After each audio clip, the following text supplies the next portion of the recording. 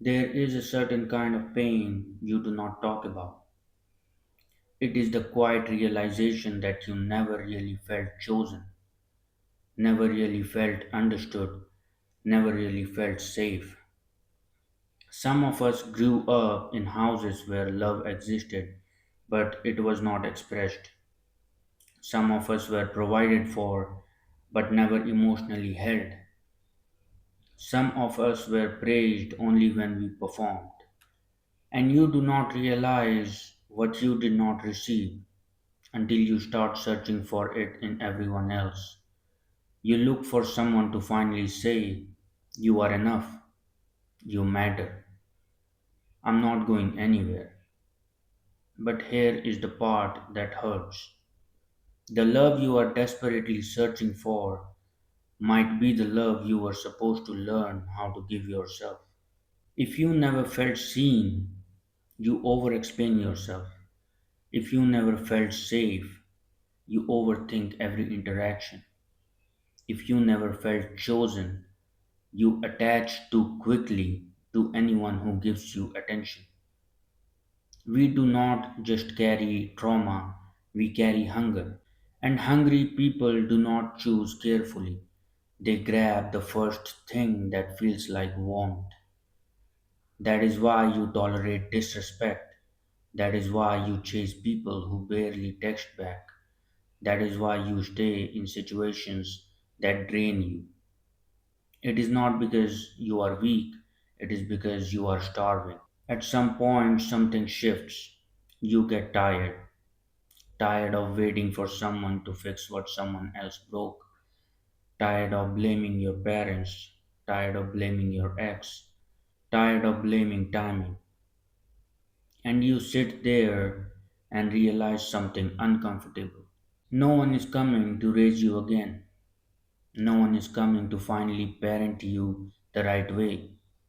No one is coming to go back in time and give you the reassurance you did not get. And that realization feels unfair because it is unfair. But it's also powerful because the moment you accept that no one is coming, you stop waiting. Being the love you never received does not mean pretending you are fine. It does not mean toxic positivity. It does not mean becoming cold and independent. It means becoming responsible.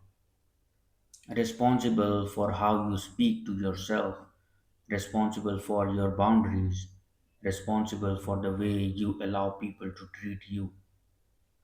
It means when you make a mistake, you do not destroy yourself for it. It means when you feel insecure, you do not shame yourself for feeling that way. It means learning to comfort yourself instead of abandoning yourself. Because some of us learned to abandon ourselves very early. We learned to suppress emotions. We learned to not be too much. We learned to earn love. And now you have to unlearn that. So there is a concept called reparenting. It sounds complicated, but it is very simple. It means becoming the adult you needed when you were younger. When you are overwhelmed, instead of saying, "Why am I like this?" you say, "It makes sense that I feel this way." When you fail, instead of saying, "I'm useless," you say, "I'm learning." When someone disrespects you, instead of "maybe I'm overreacting," you say, "No, I deserve better." It feels unnatural at first because you are not used to protecting yourself. But slowly something changes. You start trusting yourself. And when you trust yourself, you stop chasing people to validate you. When you become the love you never received, you stop begging for crumbs. You stop overgiving. You stop over explaining. You stop trying to prove your worth. Not because you became arrogant, but because you became stable. And stable people don't tolerate chaos for long. You do not get attached to potential anymore. You do not romanticize red flags. You do not stay where you feel small because you already feel safe with yourself. And once you feel safe with yourself, you do not settle for environments that feel like home used to feel. This is not about blaming your past, it's about outgrowing it. Your parents did what they knew, your ex loved the way they could, your circumstances shaped you, but they do not get to define the rest of your life. You do not become whole by finding someone perfect. You become whole by stopping the internal war, by forgiving yourself for coping the only way you knew how, by realizing that what you lacked does not have to become your identity. You cannot force someone to love you correctly, but you can refuse to participate in your own neglect. Be the reassurance, be the patience, be the protection. Not in a selfish way, in a grounded way.